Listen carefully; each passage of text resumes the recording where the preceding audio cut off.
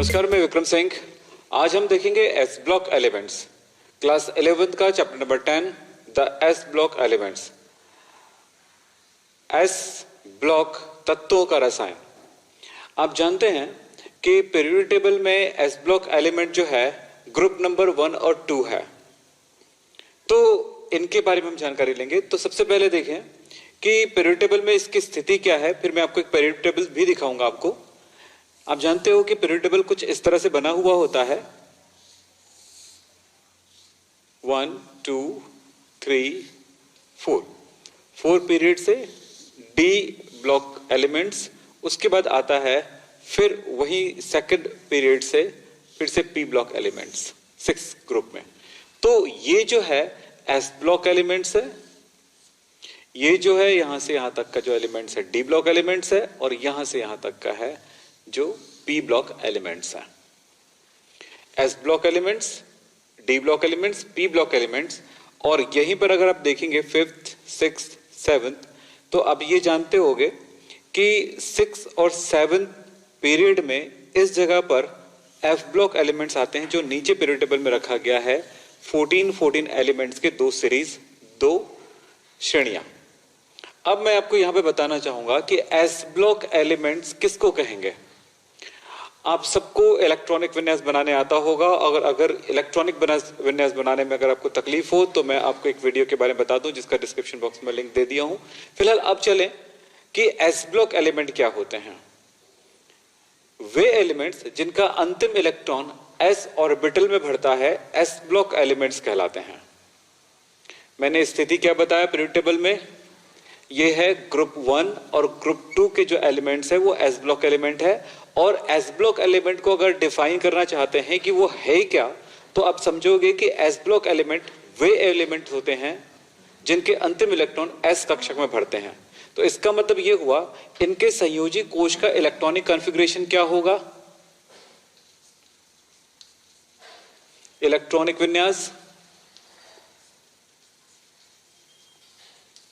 Electronic विन्यास होगा valence electronic विन्यास, यानी संयोजी कोश का इलेक्ट्रॉनिक विन्यास होगा NS122, यानी कि S में या तो एक इलेक्ट्रॉन भर रहा हो या 2 भर रहा हो, लेकिन वो अंतिम इलेक्ट्रॉन हो। तो ऐसे एलिमेंट्स को एस ब्लॉक एलिमेंट कहते हैं। तो ये हमारे पास 2 ग्रुप है। तो जो फर्स्ट ग्रुप वाला एलिमेंट होंगे, फर्स्ट ग्रुप वाला एलिमेंट, ये सेकंड ग्रुप वाला एलिमेंट, इसमें आने वाले जो एलिमेंट्स होंगे उनके जो इलेक्ट्रॉनिक कॉन्फ़िगरेशन होगा NS1 और इनके वाले में NS2 होगा। अब इसमें कौन कौन सा एलिमेंट है वो मैं आपको एक बार बता दूं, फिर आपको पीरियोडिक टेबल दिखा देता हूं। देखें,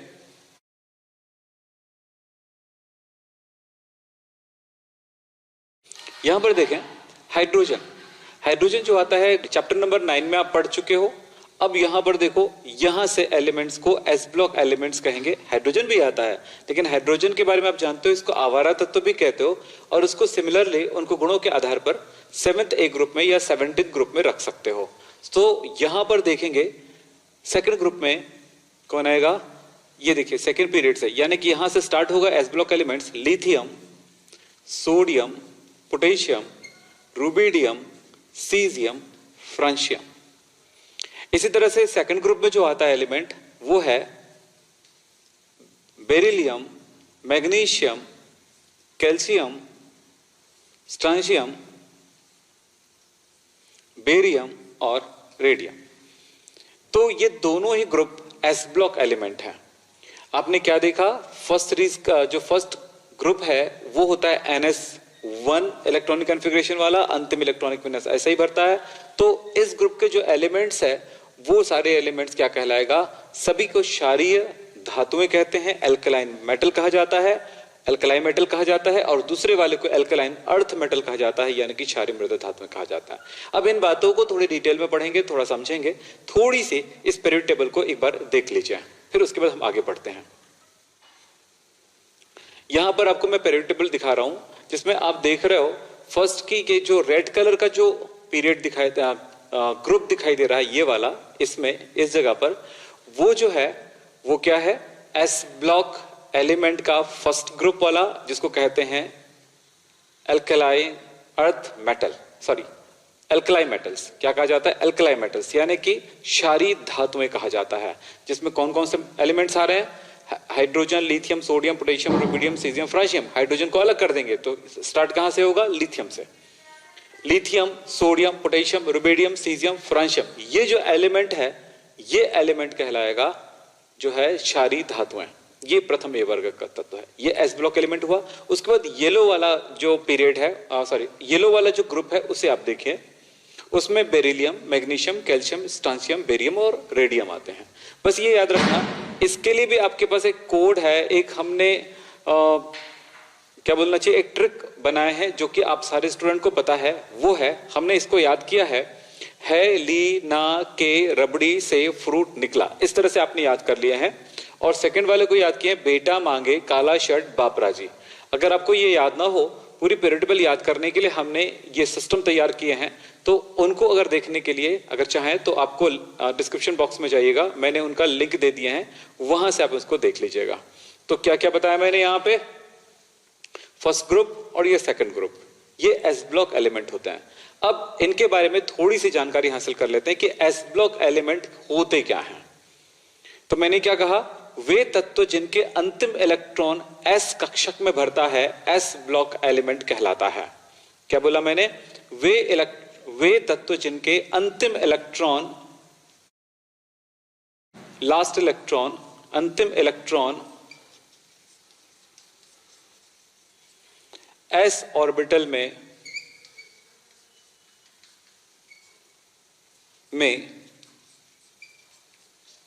भरता है एस ब्लॉक एलिमेंट कहलाता है। सीधा सा मतलब ये हुआ।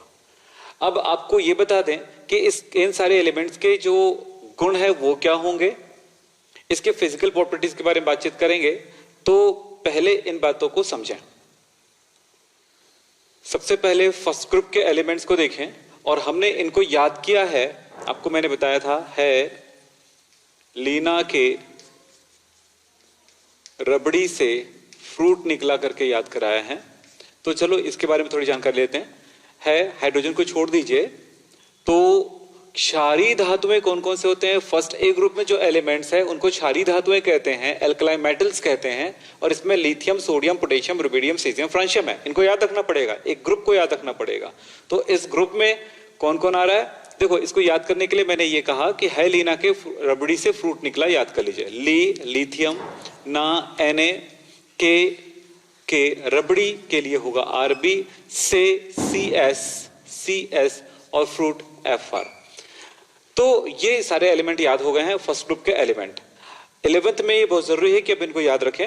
अब एक बात ध्यान रखना कि इस ग्रुप में जो एलिमेंट्स है उनके दो बातें बहुत जरूरी है। सबसे पहली बात है कि एटॉमिक नंबर यानी कि परमाणु क्रमांक आपको याद हो, और सेकंड बात यह है कि इनके इलेक्ट्रॉनिक कॉन्फ़िगरेशन आप बना सकें, इलेक्ट्रॉनिक विन्यास बना सकें। सो मैंने एक नीचे टेबल जो दिया है यहां पर, उस टेबल को आप ध्यान से देखिए। इस टेबल में सारी बातें हैं। तो एटॉमिक नंबर, एटॉमिक मास, ये सबसे पहले बता दूं। लिथियम का एटॉमिक नंबर 3, और नीचे का अगर आपको याद नहीं है तो आप बस एक काम करो, वो एक कोड याद कर लो, एक नंबर याद कर लो, मैजिक नंबर जिसको कहते हैं। क्या याद कर लो? Magic number. मैजिक नंबर है, ये दोनों एस ब्लॉक एलिमेंट में काम आएगा। वो ये है 8, 8, 18, 18, 32। 8, 8, 18, 18, 32 को याद कर लो आप। सिर्फ लिथियम का एटॉमिक नंबर अगर आपको याद है वो 3 है, तो अगर 8 प्लस करोगे तो क्या होगा? इसका मिल जाएगा, कितना मिला? 11। तो इसका एटॉमिक नंबर 11। फिर अगले के लिए फिर 8 प्लस करोगे तो मिल जाएगा 19, जो कि यहां पर मिला 19। फिर इसके लिए फिर क्या बोला है? 18 ना। अब 18 करोगे तो 8 दूनी 16, 17, 37 हो गया इसका एटॉमिक नंबर। फिर 18 प्लस करोगे तो कितना मिल जाएगा आपको? 55। और इसी तरह से ये 55 मिल गया। और अगले के लिए कितना करोगे? प्लस 32। नहीं दिख रहा है क्या? हटा दो उसको थोड़ी देर के लिए। ठीक है, अब क्या करोगे? यहां से इसके लिए 32 प्लस करोगे तो मिल जाएगा 87। तो इस तरह से इसका एटॉमिक नंबर आपको मिल गया 87। तो इस सारे एलिमेंट्स का एटॉमिक नंबर आपको याद हो गया।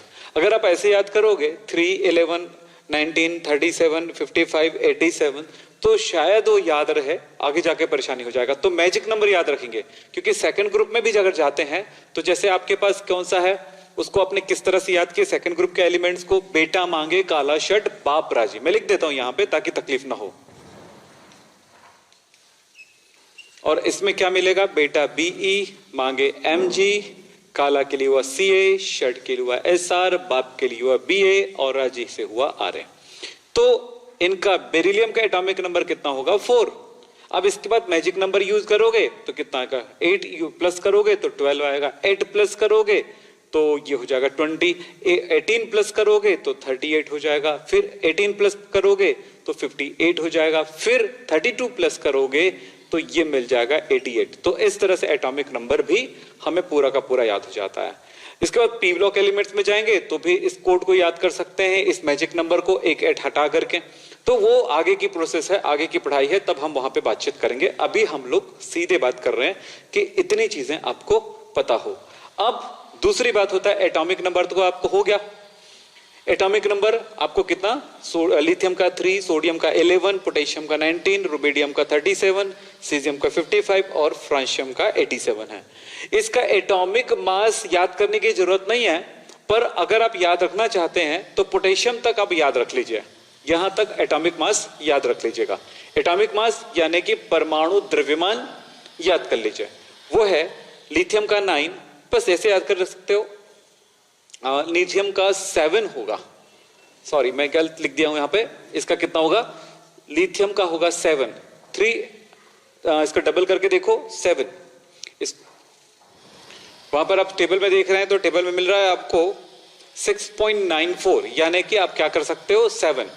इसका कितना होगा, 11 दूनी 22, 23, 23, और इसका कितना होगा, इसका होगा 39, इसका कितना होगा 39, 1939। इसका कितना होगा 58.7, इसका है 55 कितना 55 है सीजियम का, तो ये होगा 133, और इसका है 87 to 23। तो एटॉमिक मास को ये नहीं बोलेंगे कि एटॉमिक नंबर का जस्ट डबल होता है, बिल्कुल नहीं बोलेंगे ऐसा। हाँ, डबल से कुछ ज्यादा होता है, ये आप याद रख सकते हैं। कई जगहों पर होता है, जैसे ऑक्सीजन की बात चल रही है तो ऑक्सीजन का 8 16 करके याद कर लेते हैं आप, नाइट्रोजन की बात करते हैं तो 7 14 करके याद कर लेते हैं, लेकिन हर जगह पे ऐसा पॉसिबल नहीं होता। जैसे यहाँ पर कैल्शियम दिख रहा है, इन दोनों की बात करते हैं। मैग्नीशियम का कितना होता है, मैग्नीशियम का कितना होगा 12 24। इस तरह से कैल्शियम की बात करते हैं तो 20 करके याद कर लेते हैं। लेकिन बेरिलियम की बात होती है तो एटॉमिक नंबर है अगर 4 तो एटॉमिक मास इसका 9 होता है। तो जस्ट डबल कुछ का होता है, कुछ का नहीं होता। तो अधिकांश एलिमेंट्स का जस्ट डबल नहीं होता, थोड़ा ज्यादा हो जाता है। हाइड्रोजन का 1 है, एटॉमिक नंबर 1, एटॉमिक मास 1, तो थोड़ी सी तकलीफ हो सकती है। तो आप इस बात पे ध्यान देंगे कि इनऑर्गेनिक केमिस्ट्री में डेटा कलेक्शन है। बड़ी बड़ी बातों को याद करने से पहले, समझने से पहले आपको उनमें क्या करना है वो जान लें। एक जरूरी बात बता दूं कि चैप्टर नंबर जो 3 है 11th का, आप जानते हो ना, क्लासिफिकेशन ऑफ एलिमेंट्स यानी कि तत्वों का वर्गीकरण, पीरियड टेबल वाला पार्ट है जिसमें पेरियोडिसिटी भी पढ़ाई जाती है। तो उस चैप्टर को आप अच्छे से पढ़ेंगे तो आपको एक बहुत बड़ा बेनिफिट ये मिलेगा कि इनऑर्गेनिक केमिस्ट्री आपको समझ में आ जाएगा। इनऑर्गेनिक केमिस्ट्री में हाइड्रोजन ग्रुप, हाइड्रोजन वाला एलिमेंट्स पढ़ सकते हैं, और उसके बाद जो है ये एस ब्लॉक एलिमेंट्स और पी ब्लॉक एलिमेंट्स और डी ब्लॉक एलिमेंट्स और एफ ब्लॉक एलिमेंट्स आपको बहुत हद तक समझ में आ जाएगा। बहुत सारी चीजें पेरियोडिसिटी की वजह से आसान हो जाता है।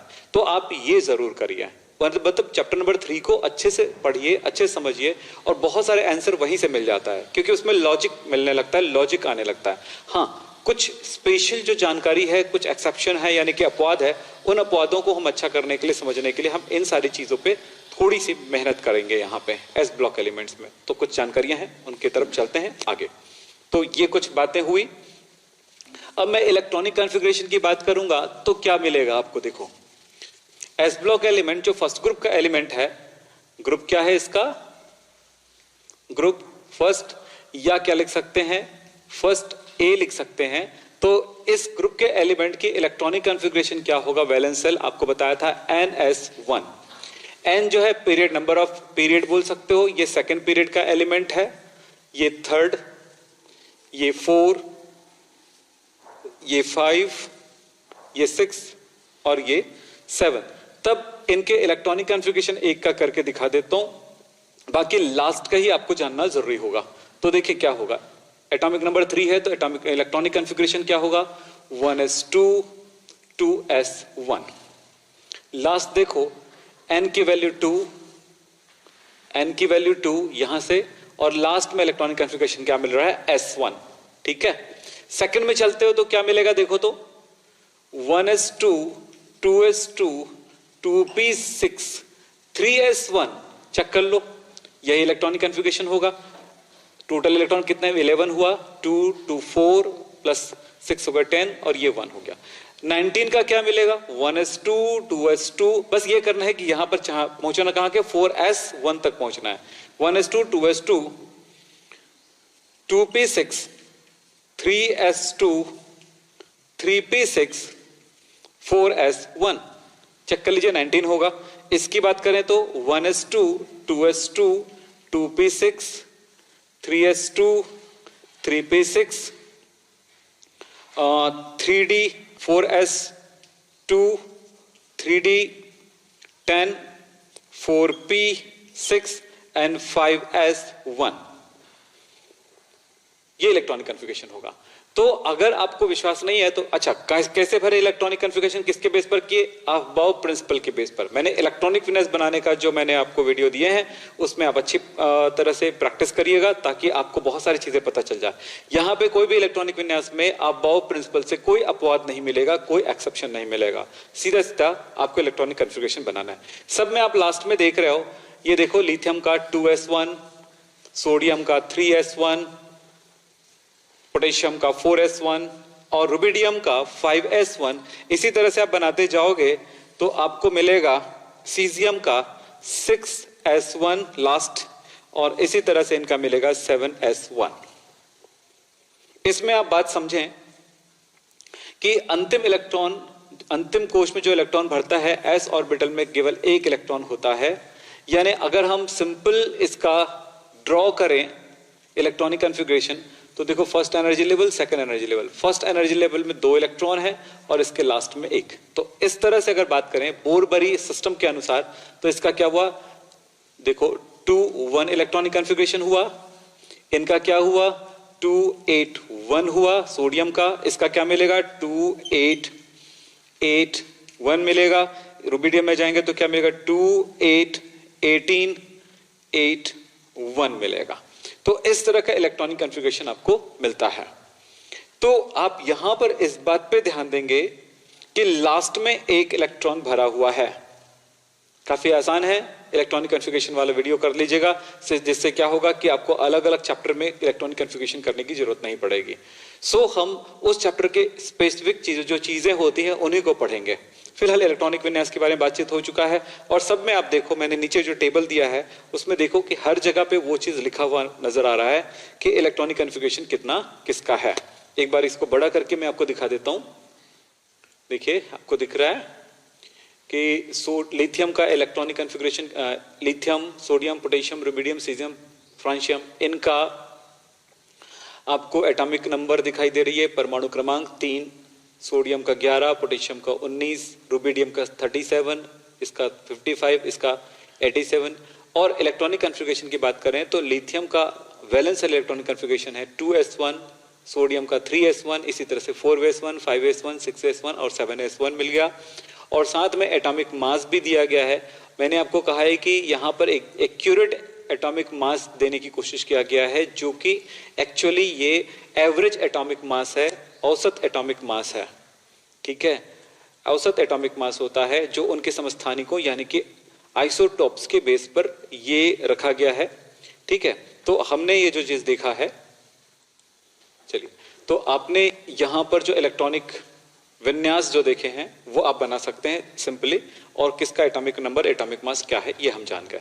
फाइनली एक बात आपको बता दूं यहां पे कि ये जो लास्ट एलिमेंट होता है ना फ्रांशियम, ये फ्रांशियम जो है रेडियो धर्मी तत्व है, रेडियो एक्टिव है, रेडियो एक्टिव एलिमेंट है। रेडियो एक्टिव मतलब होता है कि ये एक ऐसा तत्व है जिनके न्यूक्लियस से अल्फा बीटा गामा किरणें यानी रेडियो एक्टिव विकिरण उत्सर्जित होती रहती है, और ये इनके न्यूक्लियस जो है वो क्या होते रहते हैं, छोटे टुकड़ों में टूटते रहते हैं, छोटे एलिमेंट्स के नाभिक में परिवर्तित होते रहते हैं, और ये प्रक्रिया तब तक चलती है जब तक कि वो स्थायी ना हो जाए, स्थायी नाभिक वाला या स्थायी न्यूक्लियस वाला ना हो जाए। यानी हम सिंपल भाषा में कहें, ऐसा एलिमेंट जो अदृश्य किरणें, रेडियो एक्टिव अदृश्य किरणें निकालती है, उसे हम रेडियो एक्टिव तत्व कहते हैं। यानी कि ये फ्रांशियम जो है ये स्थायी नहीं रहेगा, ये किसी दूसरे तत्व में फाइनली परिवर्तित हो जाएगा, एक एलिमेंट से, फ्रांशियम से दूसरे एलिमेंट की तरफ चला जाएगा। और ये आप जानें कि जब न्यूक्लियर केमिस्ट्री पढ़ेंगे तो इसके बारे में जानकारी आपको हासिल हो जाएगी कि क्या रेडियो एक्टिविटी है। फिलहाल तो मैंने रेडियो एक्टिविटी के बारे में बताया कि ऐसा तत्व होता है जिनकी किरणें हमें दिखाई तो नहीं देती हैं, जो उनके उसके, और वो विकिरण कहां से निकलती है, उसके न्यूक्लियस से निकलती है। और न्यूक्लियस से निकलने का मतलब हुआ कि वहां पे जो होता है न्यूट्रॉन और प्रोटॉन का उत्सर्जन होता है, इस तरह से कि अल्फा बीटा गामा किरणें बनाती हैं। न्यूट्रॉन जब टूटता है तब बीटा किरणें बनती हैं, और वहां से गामा किरणों का भी उत्सर्जन होता है। जब बीटा किरणें बनता है तो उसके साथ गामा किरणों का भी उत्सर्जन होता है। ये सारी बातें आपको आगे जाकर के क्लियर समझ में आएगा, क्योंकि यहां पर तो आप हड़बड़ी में नहीं समझ पाएंगे। फिलहाल आप आगे चलें, जो चीजें आपकी जानकारी में आनी चाहिए। फिलहाल ये बात क्लियर हो गया। एस ब्लॉक एलिमेंट्स में क्षारीय धातुओं का जो मुख्य गुण होगा वो क्या होगा, उसकी भौतिक गुण क्या होंगे, उनके बारे में हम पहले जानकारी हासिल कर लेते हैं, फिर उसके बारे में और भी जानकारियां लेंगे, उसके कुछ डेटा कलेक्शन करेंगे। तो चलो देखें।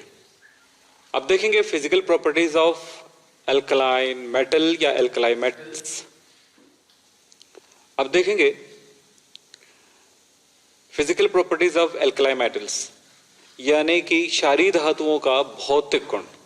मैंने इनके नोट्स यहां पर लिख दिए हैं, तो इनको आप जरूर देखिए, और इनके साथ मैं आपको एक्सप्लेन कर रहा हूं कि क्या है। सबसे पहली बात यह है कि जितनी भी क्षारीय धातुएं हैं सभी मुलायम होते हैं, नरम होते हैं। और एक मजेदार बात बता दूं, लिथियम हार्ड होता है, और एक बात और समझो कि क्षारीय धातुओं में लिथियम को छोड़कर बाकी धातुओं को हम ब्लेड से काट सकते हैं, इतना नरम होता है। क्षारीय धातुओं में कौन सा, लिथियम को छोड़ करके बाकी धातुओं को, बाकी क्षारीय धातुओं को क्या कर सकते हैं, ब्लेड से काट सकते हैं। लिथियम हार्ड होता है, और बाकी वैसे मुलायम तो सभी होते हैं, पर ब्लेड से कटने लायक जो होते हैं, लिथियम को हम ब्लेड से नहीं काट सकते हैं, बाकी सब कट जाता है। दूसरी बातें देखें, अपने आवर्त में क्षारीय धातुओं के जो परमाणु आकार होते हैं, एटॉमिक साइज जो होता है काफी बड़ा होता है।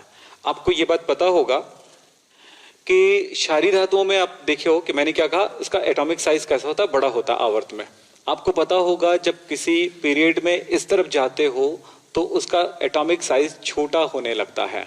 इस तरह से पीरियड में यानी आवर्त में जो इस ग्रुप का एलिमेंट है, यानी कि फर्स्ट ए ग्रुप का एलिमेंट है, वो कैसा होगा, उसका एटॉमिक साइज बड़ा होता है।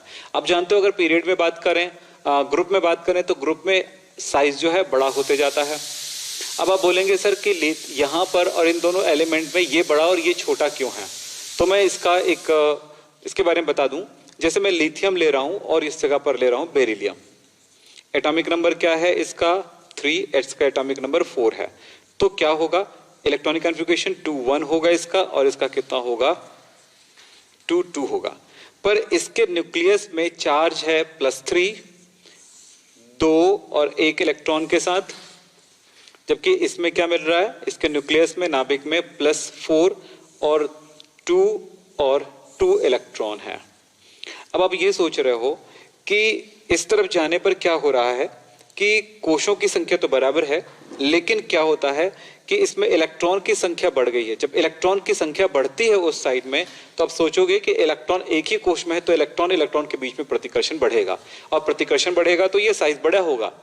लेकिन साथ में ये भी तो देखो कि न्यूक्लियस, ये नाभिक है, नाभिक इन इलेक्ट्रॉनों को अपनी तरफ अट्रैक्ट करती है, खींचती है, तो इसमें नाभिकीय आकर्षण जो है इसकी जो है इनकी तुलना में ज्यादा है। तो नाभिकीय आकर्षण ज्यादा होने से क्या होगा कि इलेक्ट्रॉन को अपनी तरफ आकर्षित करने की क्षमता बढ़ जाती है, और इस तरह से क्या होगा, एटॉमिक साइज की बात करते हैं, परमाणु आकार की बात करते हैं, तो इस साइड इसकी तुलना में इसका परमाणु आकार छोटा होगा। इस तरह से आगे जाते हैं तो परमाणु आकार छोटा हो जाता है, और यही कारण है कि बेरिलियम से लिथियम का परमाणु आकार बड़ा है।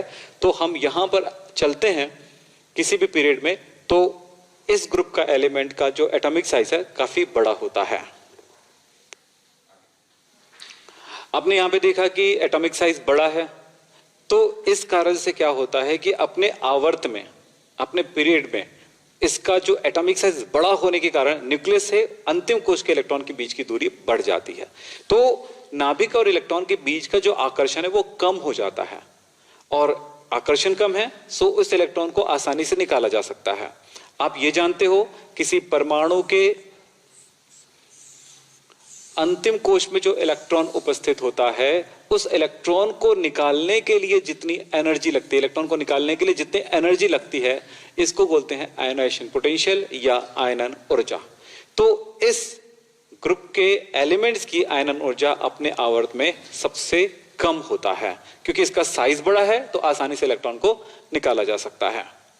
तो हमने तीन चीजें देखा, ये बहुत ही नरम होता है, दूसरा अपने आवर्त में इसका एटॉमिक साइज बड़ा होता है, और तीसरी बातें देखा कि हमने इसकी आयनन ऊर्जा बहुत ही क्या होता है, कम होता है। चलिए अब देखें ऑक्सीकरण संख्याएं, ऑक्सीडेशन स्टेट। इस तत्व की अंतिम कोश में केवल एक इलेक्ट्रॉन होता है और अष्टक पूर्ण करने के लिए एक इलेक्ट्रॉन दान कर सकती है, इसलिए इसकी ऑक्सीडेशन स्टेट 1 होता है। मैं एक एग्जांपल दे दूं, अगर लिथियम की बात करते हैं तो एटॉमिक नंबर 3 है 2 1। एक इलेक्ट्रॉन अगर दान कर दे तो क्या हो जाएगा, इलेक्ट्रॉन दान करने पर Li+, और ये हीलियम के समान इसके अंतिम कोश में इलेक्ट्रॉन हो जाएगा। फर्स्ट एनर्जी लेवल ही है इसका, और फर्स्ट एनर्जी लेवल में 2 इलेक्ट्रॉन होने पर परमाणु जो होता है स्थायी होता है, आयन जो है स्थायी होता है। तो इस तरह से ये हुआ। अगर सोडियम की बात करें तो सोडियम का एटॉमिक नंबर कितना होगा, सोडियम का एटॉमिक नंबर होता है 11, तो होगा 2 8 1। इसका इलेक्ट्रॉनिक कॉन्फ़िगरेशन मैं नीचे लिख देता हूं यहां पे 2 8 1। तो एक इलेक्ट्रॉन दान कर दे तो क्या बचेगा, Na+ हो जाएगा, और इलेक्ट्रॉनिक कॉन्फ़िगरेशन हो जाएगा 2 8। अंतिम कोश में 8 इलेक्ट्रॉन हो गया, यानी ऑक्टेट कंप्लीट कर लेगा। चूंकि अंतिम कोश में कितना होता है, एक इलेक्ट्रॉन होता है, और ऑक्टेट कंप्लीट करने के लिए एक इलेक्ट्रॉन दान कर दे तो इस तरह से इसका अष्टक पूर्ण हो जाएगा। ठीक है, तो इस कारण से इसकी ऑक्सीडेशन स्टेट जो होती है कितनी होती है, 1 होती है। तो इस ग्रुप के सारे एलिमेंट के अंतिम कोश में एक इलेक्ट्रॉन है, एक इलेक्ट्रॉन दान करती है, और ऑक्सीडेशन नंबर +1 होता है। अब देखें नंबर 6, अपचयन विभव क्या होता है।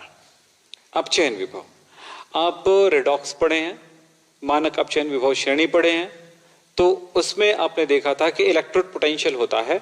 हमने मानक हाइड्रोजन इलेक्ट्रोड को आधार मान करके किसी दूसरे एलिमेंट का हमने अपचयन विभव ज्ञात किया है, मानक अपचयन विभव या स्टैंडर्ड इलेक्ट्रोड पोटेंशियल। तो उसमें आपने देखा है कि इस ग्रुप के एलिमेंट की जो इलेक्ट्रॉन निकालने की क्षमता अधिक है, इलेक्ट्रॉन दान करने की क्षमता है, और ये क्या हो जाता है, इलेक्ट्रॉन दान कर देती है, यानी वो इलेक्ट्रोड कैसा हो जाता है, नेगेटिव हो जाता है। तो नंबर 5 में देखते हैं कि इस ग्रुप के एलिमेंट की अपचयन विभव बहुत ही कम होता है। आपने रेडॉक्स में पढ़ा है मानक अपचयन विभव श्रेणी, चैप्टर नंबर 8 में आपने पढ़ा है मानक अपचयन विभव श्रेणी, यानी हम इस इलेक्ट्रोड को अगर सेल के रूप में सेल में रख लें, या विद्युत रासायनिक सेल या इलेक्ट्रोकेमिकल सेल बनाएं, तो आप ये जानते हो कि इसका इलेक्ट्रोड जो होता है नेगेटिव हो जाता है और माइनस विभव प्रदर्शित करती है, नेगेटिव पोटेंशियल प्रदर्शित करती है। तो अगर हम हाइड्रोजन के साथ तुलना करें तो इसका इलेक्ट्रोड पोटेंशियल नेगेटिव होता है, यानी बहुत कम होता है। इसका मतलब ये हुआ कि ये आसानी से इलेक्ट्रॉन दान कर सकता है। अगर ये बैटरी में है या सेल है, सेल के रूप में काम कर रहा हो, और इसमें मैंने मान लेते हैं इस ग्रुप का कोई एलिमेंट लिया, यहां पर कोई दूसरा एलिमेंट है या कोई धातु है, या मैंने यहां पर हाइड्रोजन इलेक्ट्रोड को लिया है, तो आप ये देखेंगे कि ये क्या करता है कि आसानी से इलेक्ट्रॉन, ये क्या करता है कि आसानी से पॉजिटिव आयन दान कर देता है, और इस जगह पर इलेक्ट्रॉन बढ़ जाता है। अगर सोडियम है तो Na+ बना लेगा, और ये क्या कर लेगा, इलेक्ट्रॉन दान कर देगा। तो ये इलेक्ट्रॉन कहां रह जाएगा, इस इलेक्ट्रोड पर रह जाएगा, ये इसलिए नेगेटिव हो जाएगा। तो यहां पर कह रहे हैं कि इसका इलेक्ट्रॉन दान करने की जो क्षमता होती है वो काफी उच्च होता है, यानी धन आयन बनाने की क्षमता काफी उच्च होता है, क्योंकि हमने इससे पहले पढ़ा था कि ऑक्सीडेशन नंबर +1 होता है, ऑक्टेट कंप्लीट हो जाती है आसानी से। तो इलेक्ट्रोड पोटेंशियल की वैल्यू जो होती है या अपचयन विभव का मान जो होता है बहुत ही कम होता है, नेगेटिव में होता है। और आपको पता है लिथियम का इलेक्ट्रोड पोटेंशियल वैल्यू सबसे कम होता है। हम आगे चलें।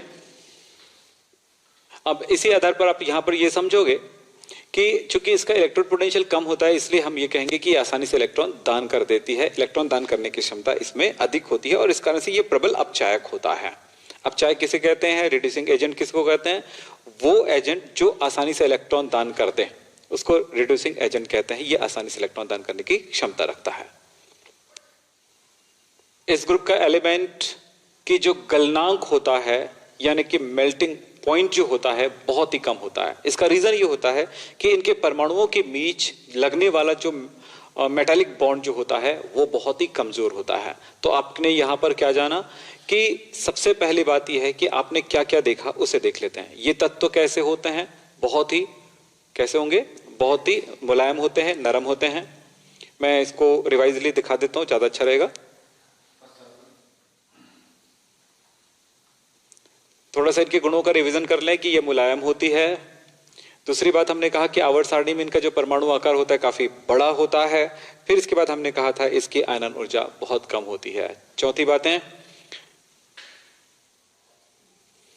इस तरह से ये क्षारीय धातुओं की ऑक्सीकरण अवस्थाएं जो है क्या होता है, +1 होता है और इसकी मानक अपचयन विभव का मान नेगेटिव होता है, जिसके कारण ये प्रबल अपचायक होते हैं और साथ में इनका गलनांक बहुत ही कम होता है।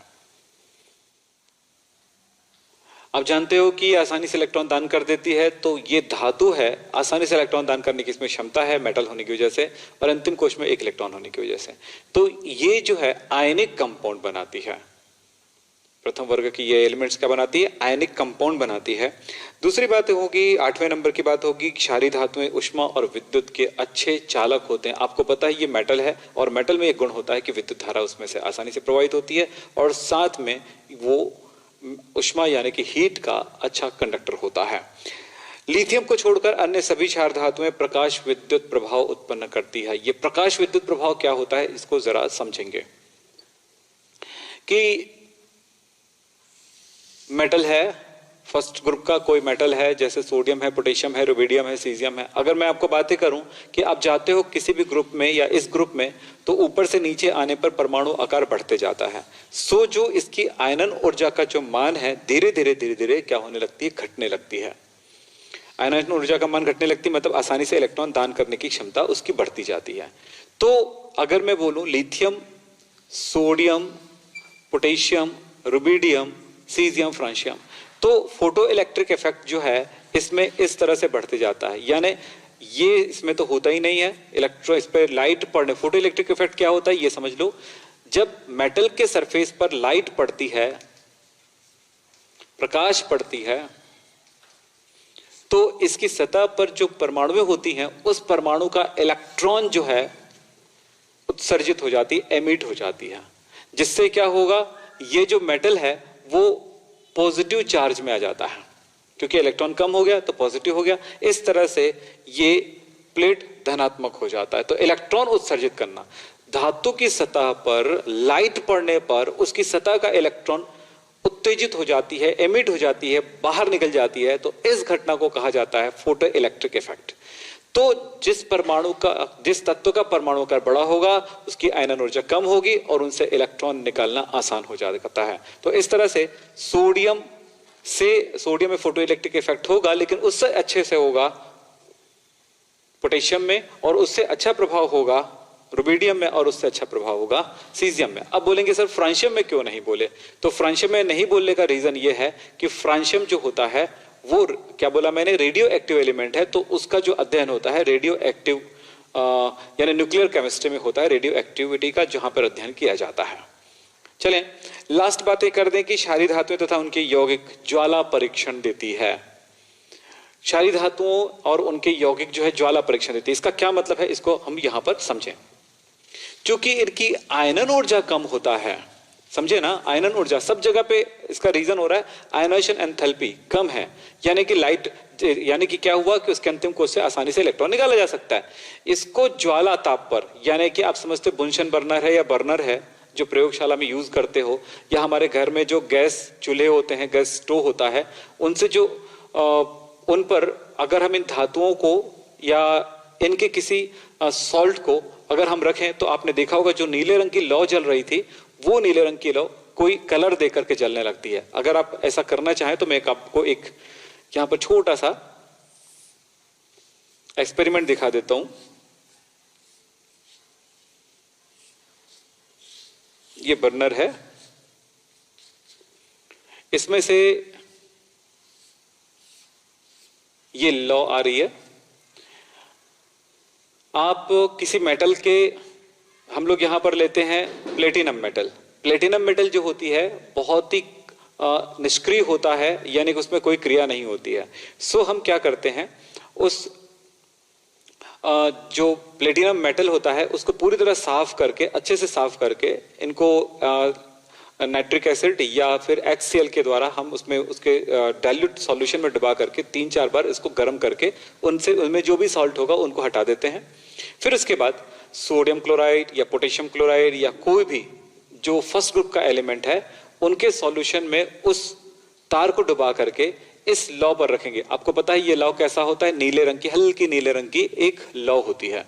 इस पर जैसे ही रखते हैं हम, उस तार को इस पर जैसे ही रखते हैं, एक तीखा लाइट नजर आता है, प्रकाश नजर आता है अलग अलग कलर की। अगर सोडियम धातु है तो पीले कलर का उसमें फ्लेम नजर आता है, यानी लौ नजर आता है।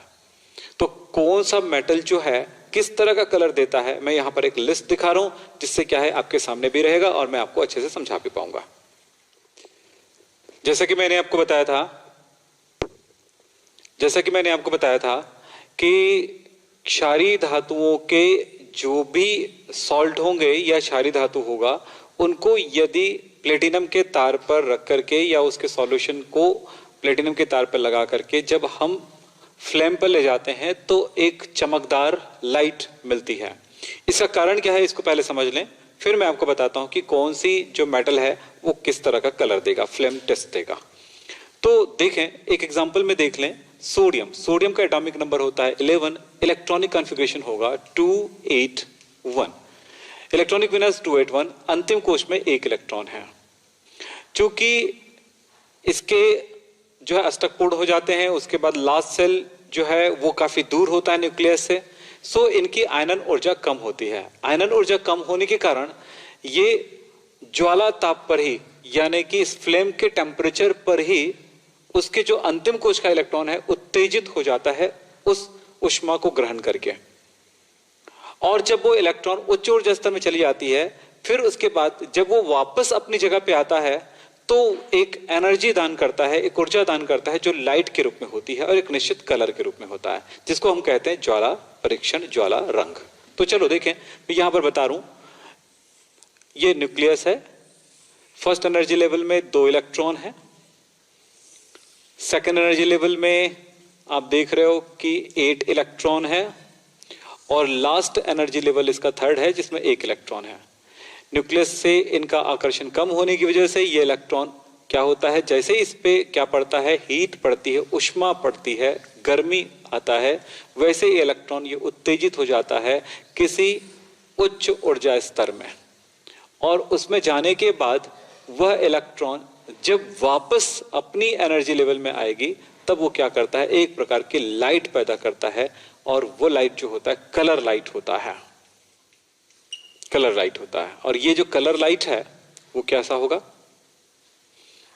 इसी को कहते हैं ज्वाला लाइट, ज्वाला प्रकाश, जो कि एक निश्चित कलर में होता है।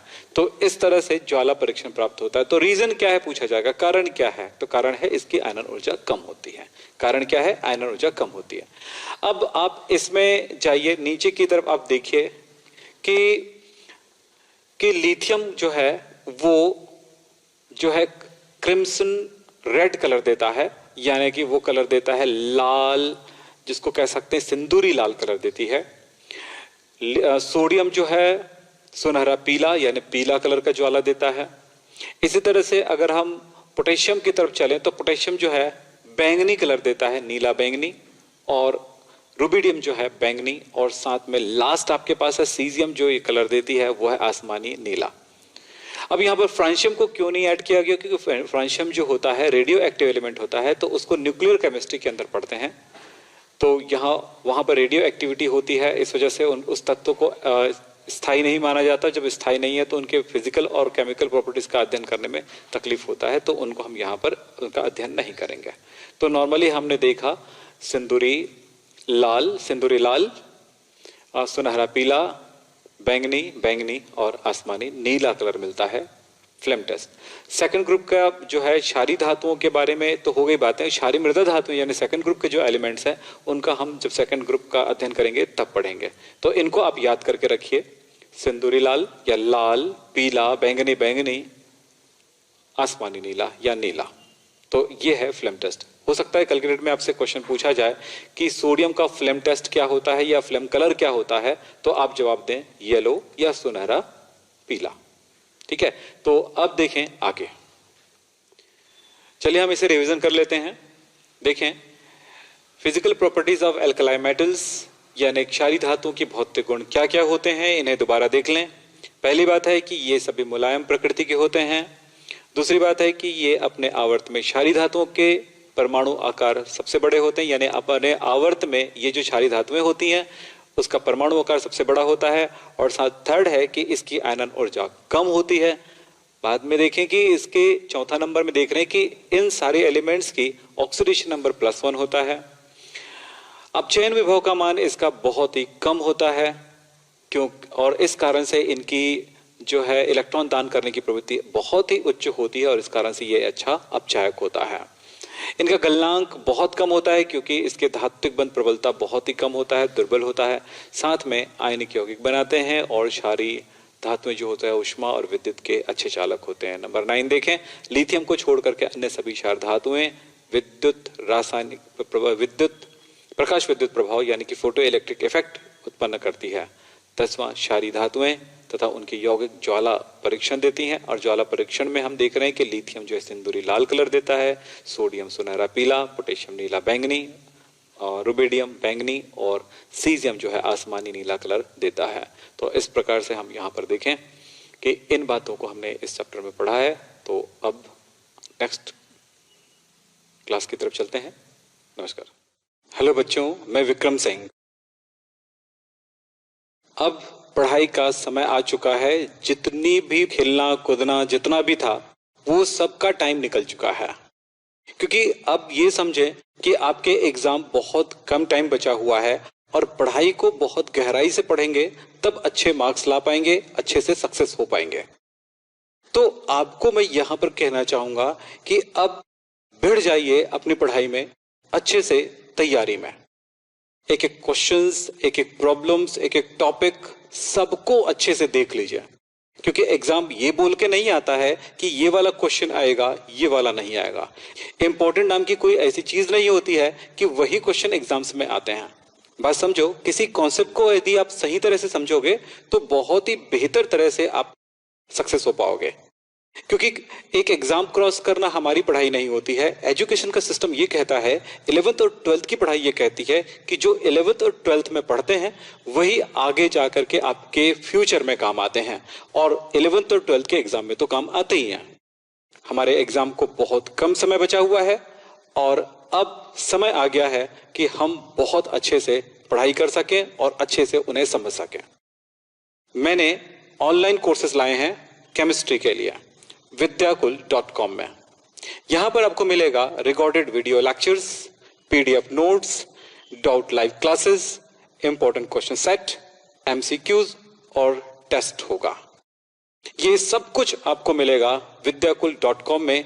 हमने और हमारी टीम ने आपके लिए बहुत अच्छे से कोर्सेज तैयार किए हैं, और हम इसमें इतनी कोशिश कर रहे हैं कि आपको सब कुछ अच्छे से मिल सके और हर एक टॉपिक आपको समझा सकें।